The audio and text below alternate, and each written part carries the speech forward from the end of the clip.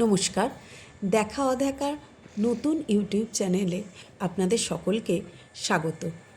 মা মেলায়ের আশীর্বাদ নিয়ে শুরু করছি আজকের আমাদের প্রথম ব্লগ।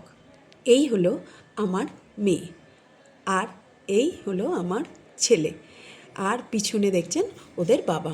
এই চারজন নিয়েই আমাদের ছোট্ট পরিবার। তো আজ এসেছিলাম মা মেলায়ের দরবারে তার আশীর্বাদ নিতে। এই মা মেলাই কিন্তু আমাদের এখানের সবথেকে জনপ্রিয় ঠাকুর। এই দেবীর কাছে, এই মায়ের কাছে না এলে আমাদের কোনো শুভ কাজই সম্পন্ন হয় না। তাই আমরা যে কোনো কাজের শুরুতেই মায়ের কাছে চলে আসি আশীর্বাদ নিতে। আজ অনেক দিন পর এসেই মায়ের আরতি দেখলাম, মন প্রাণ জুড়িয়ে গেল। এরপর আরতি শেষে মায়ের মন্দির বন্ধ হবে বলে সমস্ত গোছানো পরিষ্কার টরিষ্কার হচ্ছে।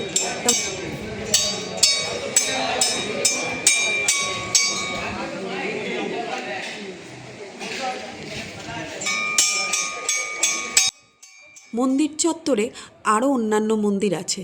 রাধাকৃষ্ণের মন্দির, শিবের মন্দির এবং কৃষ্ণদেবের মন্দির। প্রায় প্রতিটা অনুষ্ঠানেই কিন্তু এখানে বেশ জাঁকজমকভাবেই পালন করা হয়। বহু দূর থেকে মানুষ আসেন, পুজো অর্চনা হয়। আর বাবা শিবের মন্দিরটা দেখুন কত সুন্দর। শিবরাত্রি, নীলষষ্ঠী এই সমস্ত পুজোতে কিন্তু বহু মানুষ এখানে এসে পুজো দেন। মন্দিরের চারিপাশের দেয়াল জুড়ে অসম্ভব সুন্দর পৌরাণিক কাহিনীকে তুলে ধরা হয়েছে। হ্যাঁ, মহাভারতের কাহিনী থেকে এই মেলায়ের মন্দির কিভাবে প্রতিষ্ঠা হলো, কেন হলো, সেই কাহিনী তুলে ধরা হয়েছে।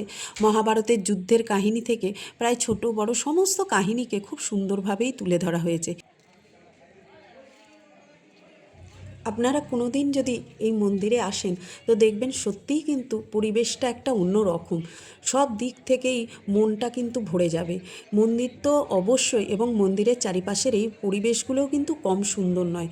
আর বাচ্চাদের মধ্যেও এই সমস্ত জিনিসগুলো দেখে একটা পৌরাণিক কাহিনী সম্পর্কে একটা ধারণা জন্মায়। তারা বইয়ে বা বিভিন্নভাবে দাদু ঠাকুমাদের কাছ থেকে যেগুলো শুনেছে, তারা ওগুলো দেখে তাদের বেশ কিন্তু ভালোই লাগে এগুলো দেখতে। তো আজকের সন্ধ্যেটা তো আমাদের খুব ভালোই গেল। আপনাদের কেমন লাগলো আমাদের প্রথম ব্লগ অবশ্যই জানাবেন। যদি আমাদের এই ব্লগ আপনাদের ভালো লাগে তো লাইক করে, সাবস্ক্রাইব করে আমাদের পাশে থাকবেন। সকলে সুস্থ থাকবেন, ভালো থাকবেন। ধন্যবাদ।